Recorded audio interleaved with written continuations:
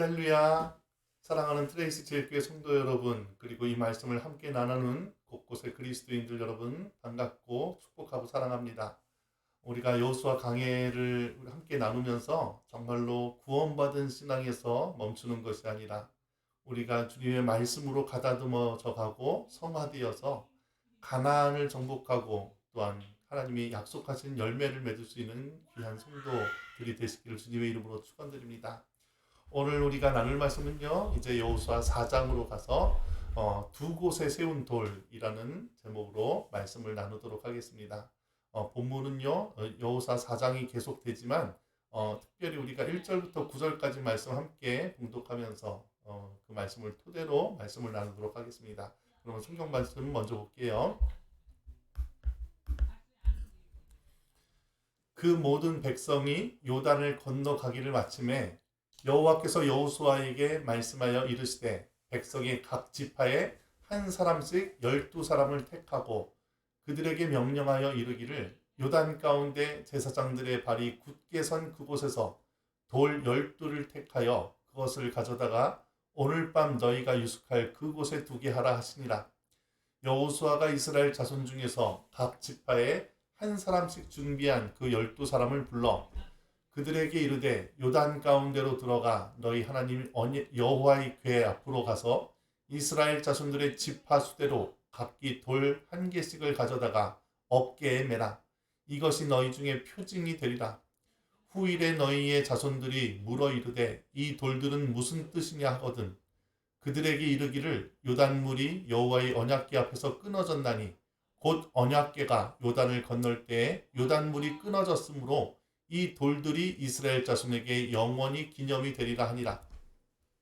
이스라엘 자손들이 여호수아가 명령한 대로 행하되 여호와께서 여호수아에게 이르신 대로 이스라엘 자손들의 지파의 수를 따라 요단 가운데에서 돌 12를 택하여 자기들이 유숙할 곳으로 가져다가 거기에 두었더라. 여호수아가 또 요단 가운데 곧 언약궤를 맨 제사장들의 발이 선 곳에 돌 12를 세웠더니 오늘까지 거기에 있더라. 아멘. 우리가 어저께는 요단강을 건너는 그러한 장면에 대해서 우리가 말씀을 나눴고요. 오늘은 이제 돌을 세워서 기념하게 하라. 그런데 두 가지 기념비에 대한 말씀을 나눕니다. 먼저 여호수아를 통해서 우리가 출애굽 여정에 있어서 이스라엘 민족들이 두 개의 큰 강을 건너게 되지 않습니까? 하나는 출애굽할 때 시작 때에 건넜던 홍해이고 또 다른 하나는 이 여호수아에서 다루고 있는 요단강입니다. 우리의 신앙의 여정으로 볼 때 홍해를 건너는 것은 그리스도를 영접함으로 얻는 중생의 출발이 되는 것이죠.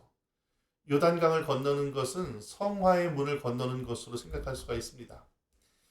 물론 여러 가지 다른 해석도 있을 수 있겠지만 구약에 일어난 모든 사건을 그리스도의 구속 사건으로 그 관점으로 보는 것을 구속사적 관점의 해석 방법 혹은 예수 그리스도 중심의 해석 방법이라고 이렇게 얘기를 하는데 우리 복음주의 개신교인들이 많이 사용하고 있는 성경을 읽는 방법, 관점입니다. 이스라엘 백성이 애굽에서부터 해방되었습니다. 하나님이 일방적으로 하신 역사였지요.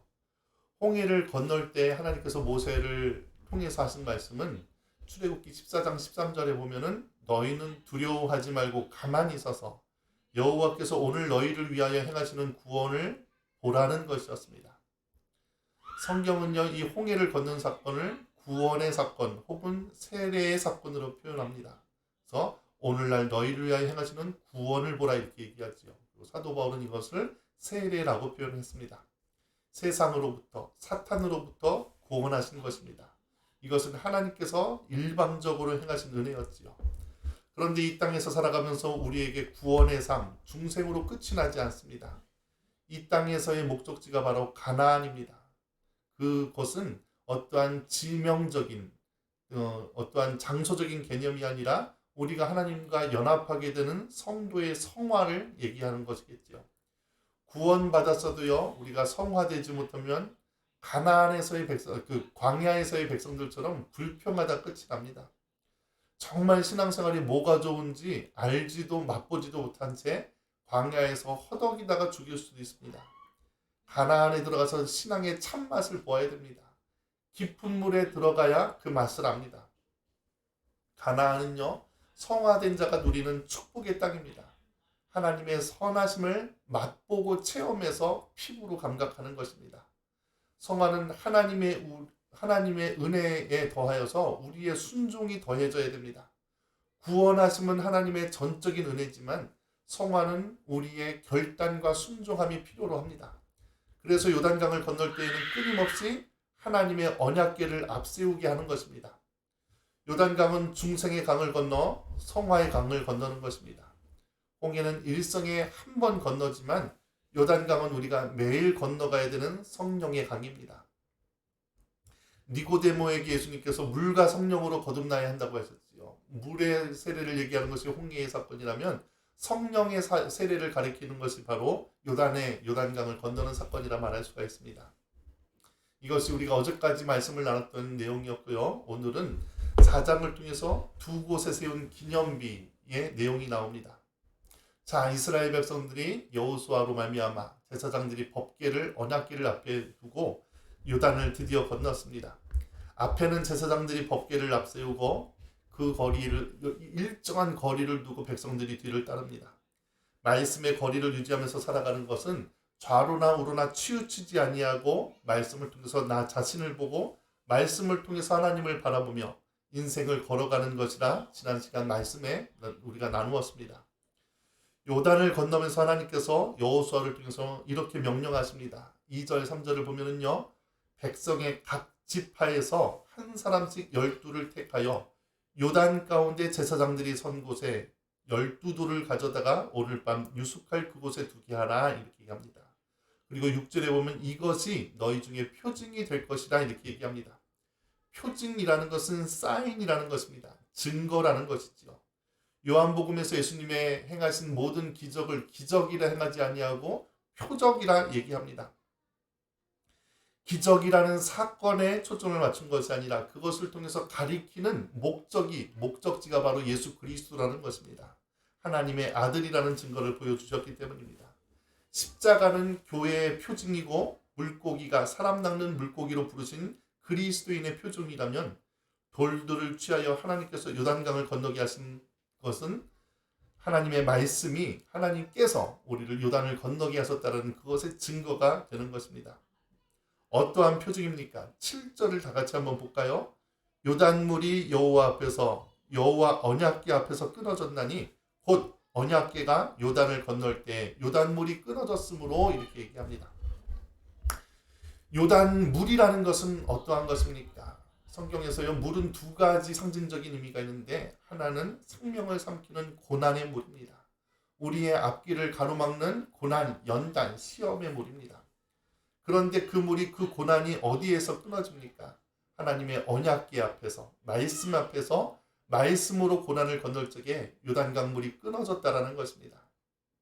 요한일서 5장 4절에 보면은 세상을 이기는 승리는 이것이니 우리의 믿음이니라, 이렇게 말씀합니다.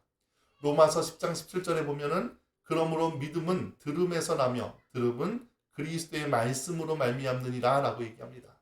말씀을 믿는 것이지 우리가 말씀 없이 하나님을 믿지 못합니다. 말씀을 읽지 않으면서 그리스도를 믿는다는 것은 거짓말하는 자라고 얘기합니다.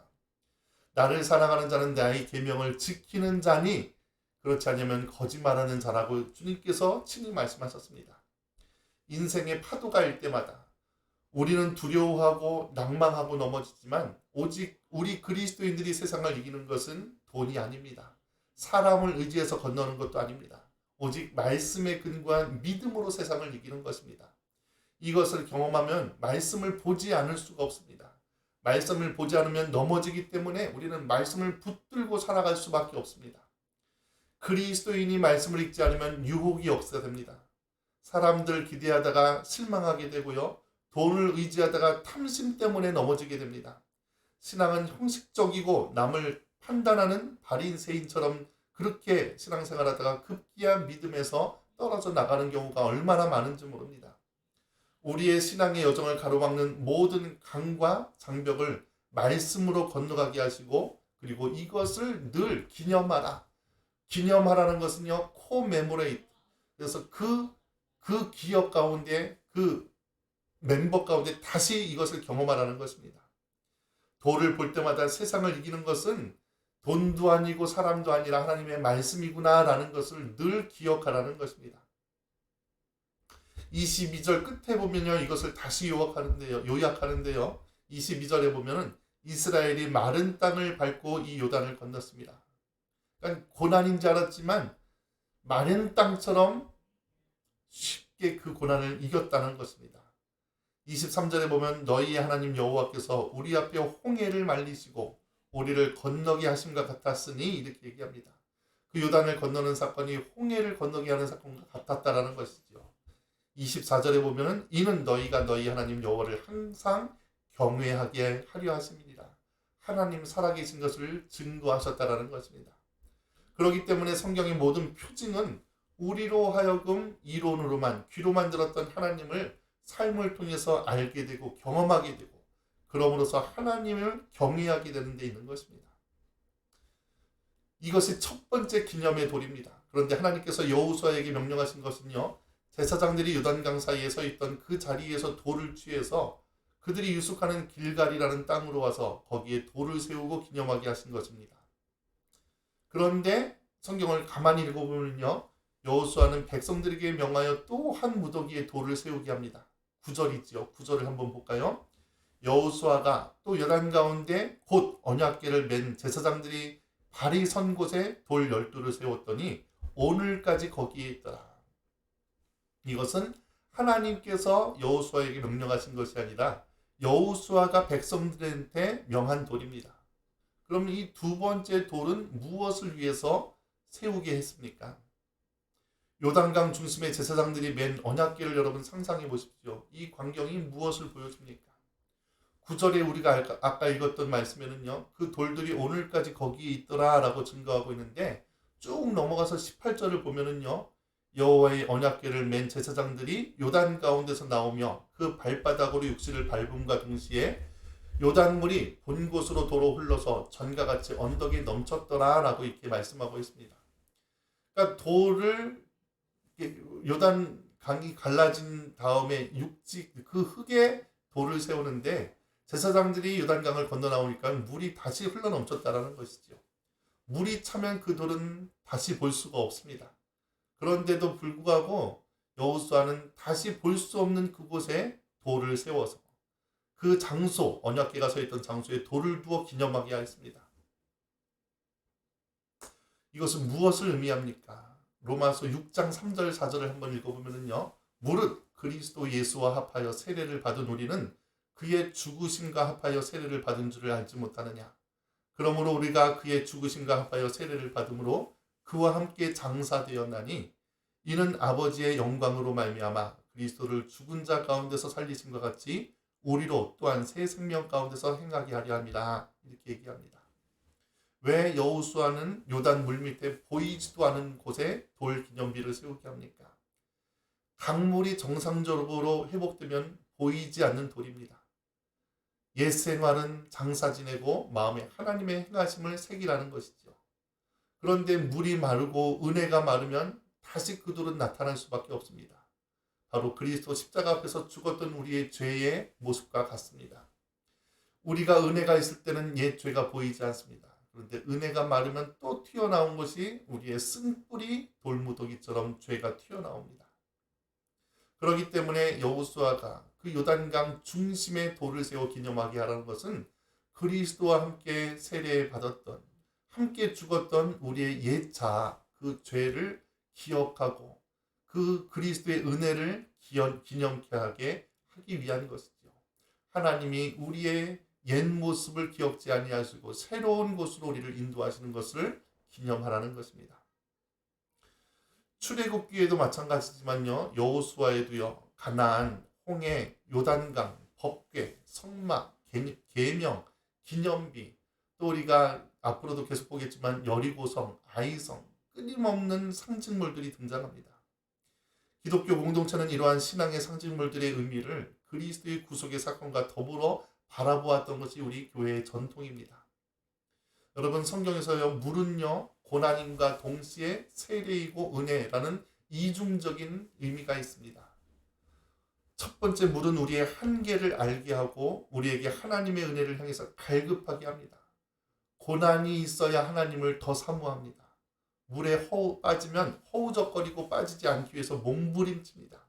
그런데 물을 건너는 것은 우리의 몸부림이 아니라 바로 하나님의 능력, 하나님의 말씀을 통해서 물을 건너는 것이지요. 그렇기 때문에 그리스도인에게 물은 고난인과 동시에 우리에게 은혜로서 다가오는 것입니다. 또한 물의 두 번째 의미는 세례입니다. 세상의 방법을 다 버리고 물과 성령으로 거듭나는 것입니다. 세상의 나, 애굽에서의 나, 광야의 나는 죽고 이제 이전 것은 지나갔으니 보라 새 것이 되었도다라는 말씀처럼 거듭나는 삶으로 나아가는 것입니다. 여러분, 우리는 신앙의 여정에서 두 번의 강을 건넙니다. 하나는 예수를 그리스도로 영접할 때 건너는 첫 번째 세례, 바로 중생의 강, 홍해의 강입니다. 두 번째는 광야를 통해서 예전의 나를 죽이고 비로소 새로운 삶을 살게 되는 성화의 광. 우리 성결교회에서 말하게 되는 두 번째 세례, 성령 세례를 말합니다. 성령 충만, 성령 세례 혹은 성결, 성화, 이것은 하나님의 은혜와 우리의 순종이 함께할 때에 일어나는 것입니다. 요단강을 건너면서 여호수아는 두 개의 기념비를 세웁니다. 하나는 요단강 가운데에 묻어두었던 숨겨진 기념비입니다. 그리스도가 죽음으로 내 옛 죄와 옛 자아를 죽이고 마음에 하나님의 은혜를 간직하게 하는 기념비입니다. 이 돌은요, 은혜가 덮이면 항상 가리워지지만 은혜가 마르면 다시금 튀어나와 우리를 자꾸만 옛 자아로 되돌아가게 합니다. 그렇기 때문에 옛 자아가 뛰어올라서 은혜가 사라졌을 때 우리는 이것을 기억함으로써 하나님이 우리를 구원하셨다, 예수 그리스도의 십자가가 나의 모든 죄를 사하셨다라는 것을 끊임없이 첫사랑으로, 첫 은혜의 기억으로 되돌아가야 되는 것이지요. 길갈에 세운 돌은요, 하나님의 인도하심을 가리킵니다. 하나님의 말씀이 날 살리셨고 하나님의 말씀이 날 건너게 하셨고 하나님의 말씀이 날 지금의 나로 인도하셨다는 찬양의 돌, 확신의 돌, 영광의 돌입니다.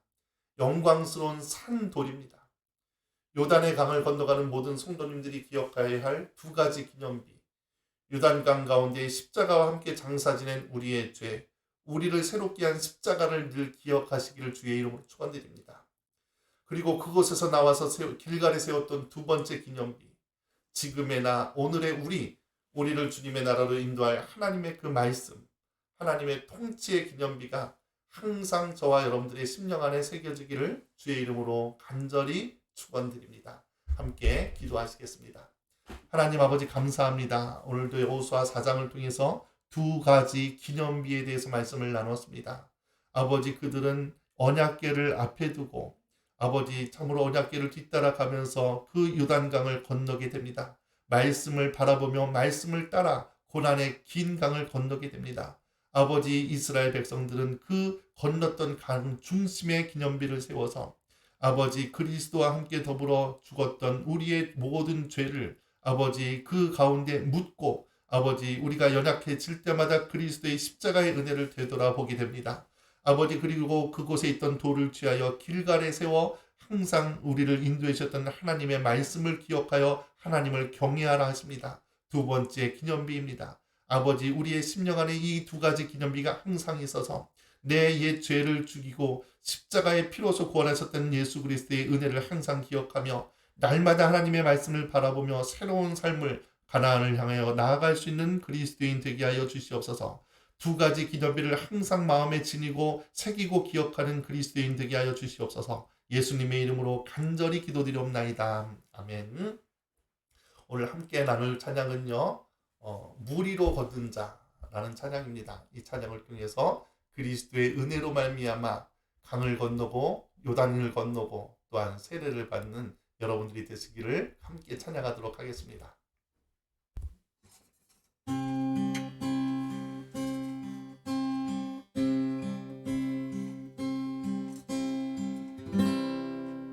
주님 나를 부르시니 두려움 없이 배에서 나아가리라. 주님 나를 부르시니 주님 내게 오라시니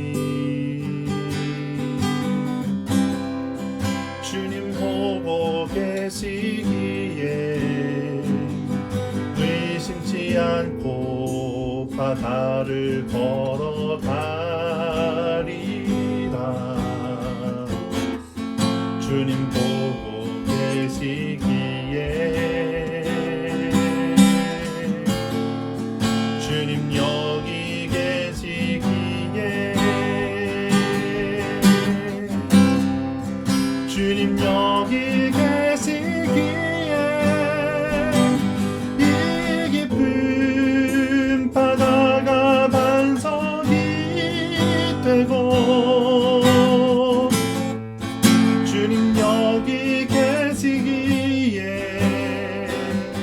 반석 위를 내가 걸어가리라.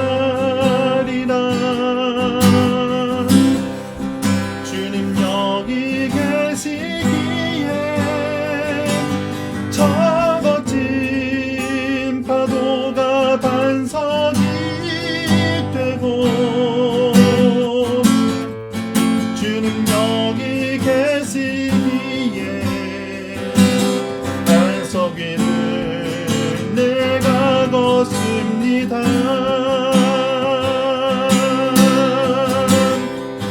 주님 여기 계시기에 이 깊은 바다가 반석이 되고